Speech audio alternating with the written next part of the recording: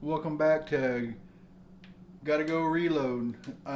Today at the bench, we're going to show you how to put in your dies the proper way and how to install them and set them up for different size rounds. I've got most of mine already set up, so all I basically have to do is just put them in and go. I have a holder that holds all my different turret press holders and the different dies. So all I gotta do is literally just swap out the cam and go to the next die. It's very convenient when you do it that way. It really does. It saves a lot of time, especially if you have a lot of rounds you want to reload in different variants of caliber. So I'm gonna show you how to set it up, how to get it ready to go. So alright, let's get on with the video. Okay, this is a Lee Classic 4 turret holder, die holder. You can buy these at your local reload shop that has them, or you can get them online. I mark mine for what pins go where, or dies go where. So I take my die and I put it in the top position.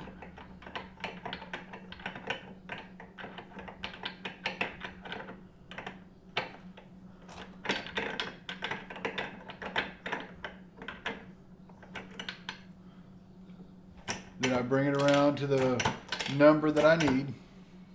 And the first one will be your depriming die. It's a full length sizer. Okay, I've already got my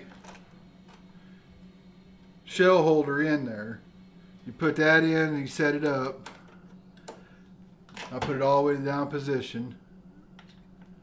Then I take my sizer and I just screw it in. So screw it all the way down until it touches right here. So I just screw it down all the way till it touches.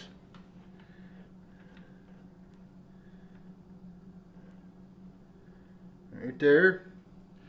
This says bring it back up, go quarter to one third turn to lock it in place, and you tighten up the lock ring.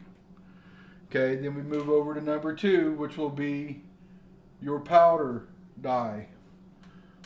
It expands it and it puts in your powder. On 223 and some other rounds, you have to have an extension for it to get it to work correctly. It goes in so right here, and it goes on top of the rest of your setup. That's my extension right there. So I have it marked number 2. So I set it back in there. I run my die up, or my handle up. Then you screw it down till it touches the shell holder.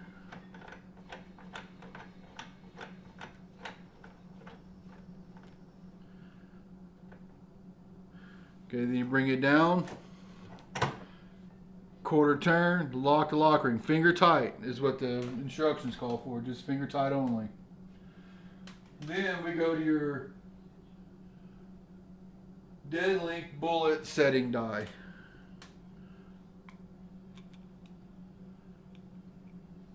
I have it marked, and I have it marked on my die as well. That way I know what position it goes in. You bring your handle all the way up position.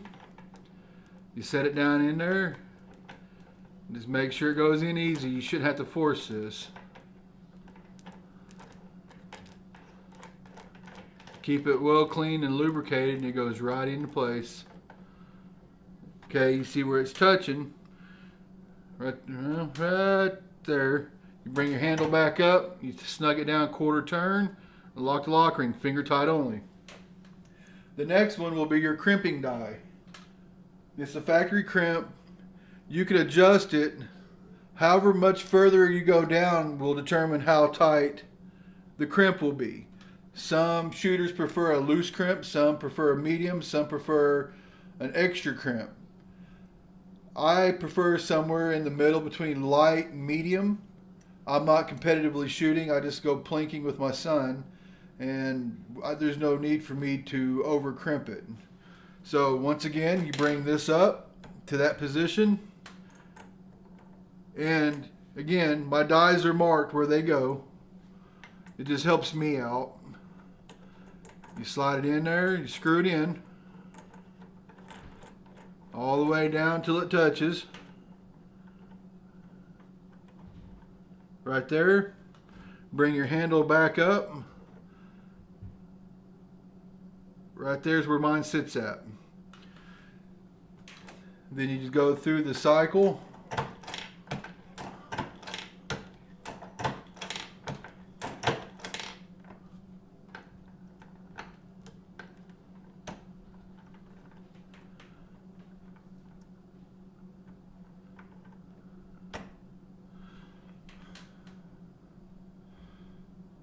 Bring it back up. Quarter turn, or it's actually a half turn on the seating die. On mine it is anyway. You bring it down and make sure it goes through the cycle again. Then once you have all your dies set up, run through your process, make sure your cam turns on your lead press. And then I'll proceed to put my powder measure back in. You want to make sure all your stuff moves and you have your O-rings on here. All your rings on here are very, very important. You screw it back down.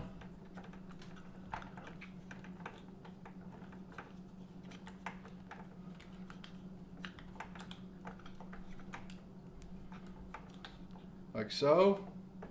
I don't over tighten it because I take it off to change this out when I use my other rounds. I have like a practice round. It's got a prime in it, but it's a dud. I run through the process.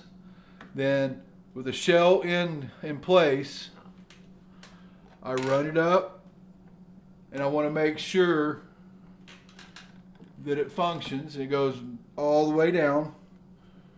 Now make sure it's set up here. That way when I go through the cycle of it, it spits out the amount of powder it's supposed to put into that particular round. Then when I'm done, I just put my shell back up. I have a few shells set up like that to help me out.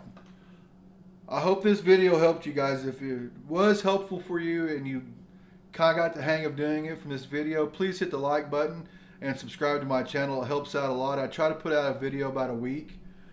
I'll be doing another video here real soon on different processes of cleaning. Thank you all very much. Y'all have a very nice day, and thank you for visiting my channel. Gotta go reload. Thank you much.